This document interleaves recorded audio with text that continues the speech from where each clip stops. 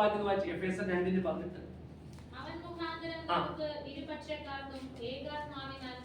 നോക്കിയേ, കർത്താവായ യേശുക്രിസ്തു മുഖാന്തരം നമുക്ക് ഇരുപക്ഷക്കാർക്കും ഏകാത്മാവിനാൽ പിതാവിലേക്ക് പ്രവേശനം ലഭിച്ചു. തുറന്നു വായിച്ചേ.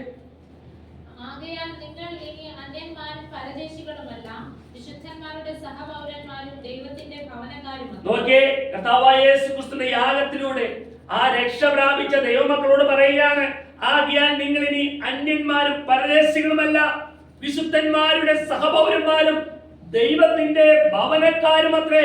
കർത്താവായ യേശുക്രിസ്തുവിനെ കൈക്കൊണ്ട് അവന്റെ നാമത്തിൽ വിശ്വസിക്കുന്ന ഏവർക്കും ദൈവമക്കളായി തീരുവാൻ അധികാരം ലഭിച്ചു. നാം ദൈവമക്കളായി തീർന്നിട്ടുണ്ടെങ്കിൽ ദൈവത്തിന്റെ ഭവനക്കാരായി തീരുവാൻ ഹല്ലേലൂയ. കർത്താവായ യേശുക്രിസ്തു കാൽവരിയിലെ ഏറ്റവും വലിയ രക്ഷയാണ് നമ്മൾ അനുഭവിച്ചുകൊണ്ടിരിക്കുന്നത്. ഈ രക്ഷ നിസ്സാരമായി കാണരുത്.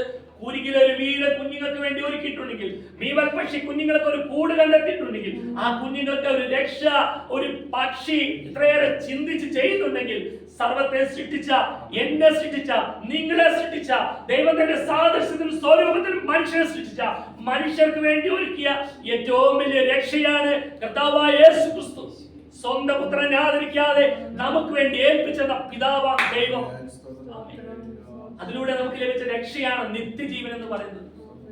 അതുകൊണ്ട് നമ്മൾ മനസ്സിലാക്കണം, നമ്മൾ ഇനി അന്യന്മാരും പരദേശികളുമല്ല, വിശുദ്ധന്മാരുടെ സഹപൗരന്മാരും ദൈവത്തിന്റെ ഭവനക്കാരും അത്രേ. ഓടിച്ചു